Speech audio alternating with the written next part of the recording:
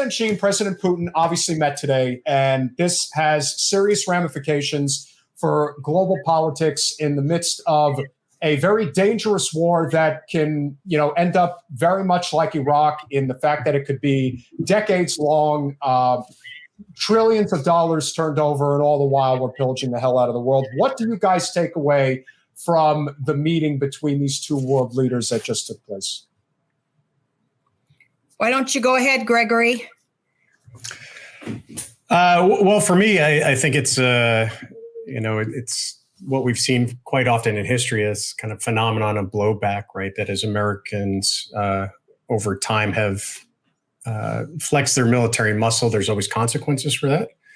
And you see kind of bandwagoning on the other side to balance against American aggression and American use of military force. And so I think that's kind of what you're seeing now is a concern that the United States is using Ukraine as a pretext to increase its hegemonic power in Europe, both Western and Eastern, but also concerns on China of Western incursions into Asia as we've kind of been on this long pivot since the Obama administration to Asia, which, in one sense should not be surprising. This is how power politics works, that regional hegemons often inspire a response.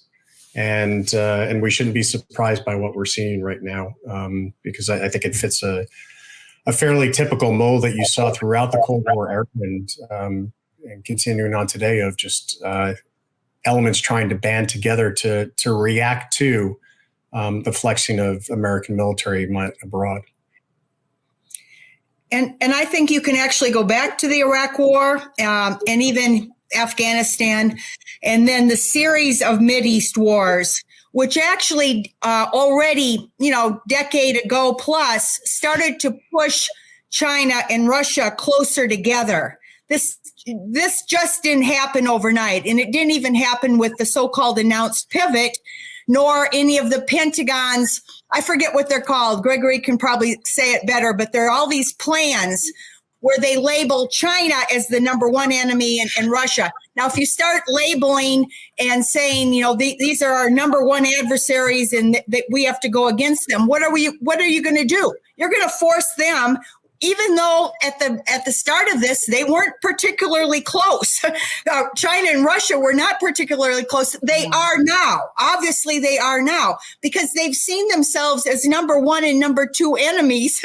And so, again, this is kind of like what Kissinger used to teach about, triangulate, whatever he was teaching, all those power politics. But when you make enemies, and by the way, it's not just Russia and China. They now have the BRICS, and they say it's 80% of the world's population that have loosely, not joined in military alliance, but they've loosely, more or less aligned more so with Russia and China than with the United States and NATO. So it's even more than just Russia and China. So India, for instance, South Africa, even Saudi Arabia, they are now kind of walking the fence, and they refuse to really align closely with, and some of these we thought they were our allies. So this whole world geopolitics thing has changed a lot. And I would attribute it to the series of really horribly stupid wars that began with 9/11. For obviously, first of all, Afghanistan, Iraq, they didn't even turn out well for the United States interests.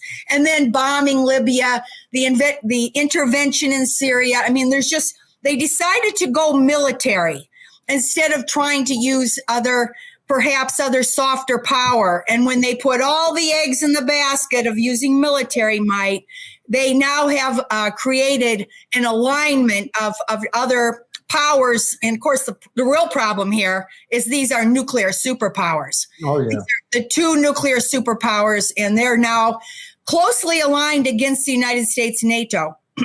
Yeah, we're literally living through 1984. Like, this is exactly what the book was about, which was written basically at the conclusion of World War II to basically say the world will be run by these three countries and everything in between is just a proxy. We're 80 years later and there is no difference whatsoever. How much do you, I mean, again, it's all speculation. We know what the obvious answer is, even if you can't prove it at the moment. But how much is the destruction of the Nord Stream 2 pipeline, do you think, plays a role in these two superpowers coming together right now?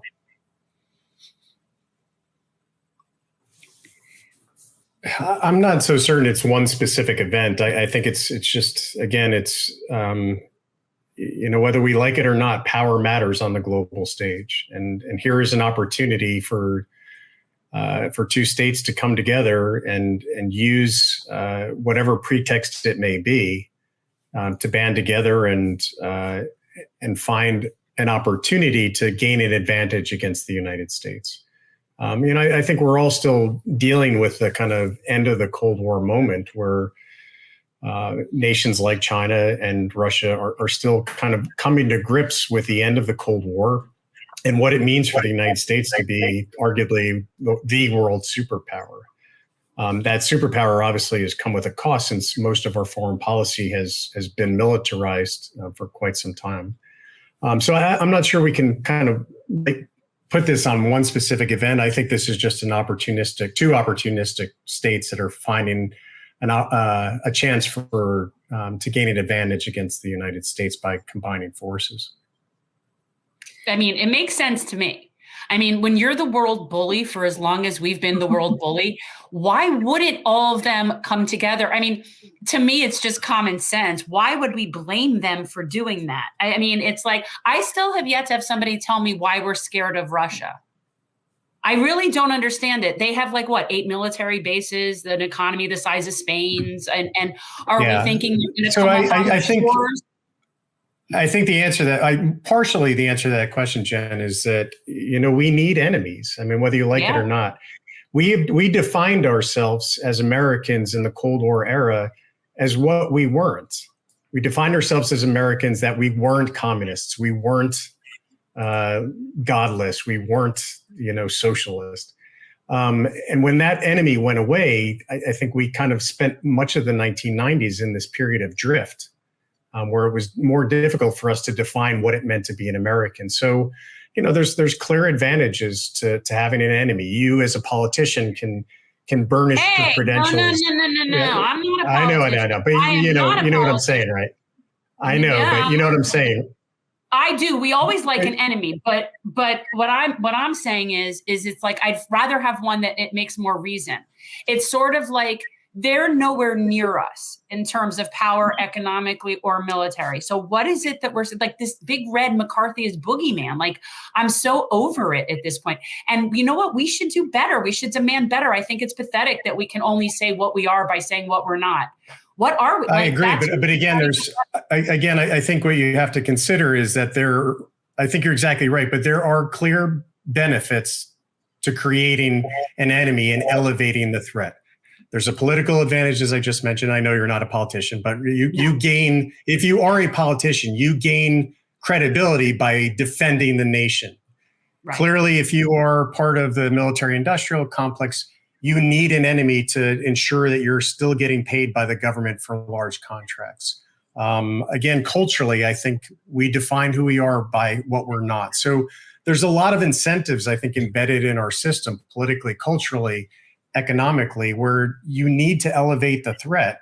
Now, I think you're 100% right. We need to kind of push back against that longstanding assumption that we've had, because it leads us to a militarization of foreign policy and an unthinking embracing of war, which has clearly come with consequences, especially over the last 20 years. Thanks for watching. If you want to support our mission to transform politics into service, please like this video, subscribe, follow us on social media, and consider joining our Patreon, where you'll get early access to our interviews as well as other exclusive content. Links are in the description. Peace out.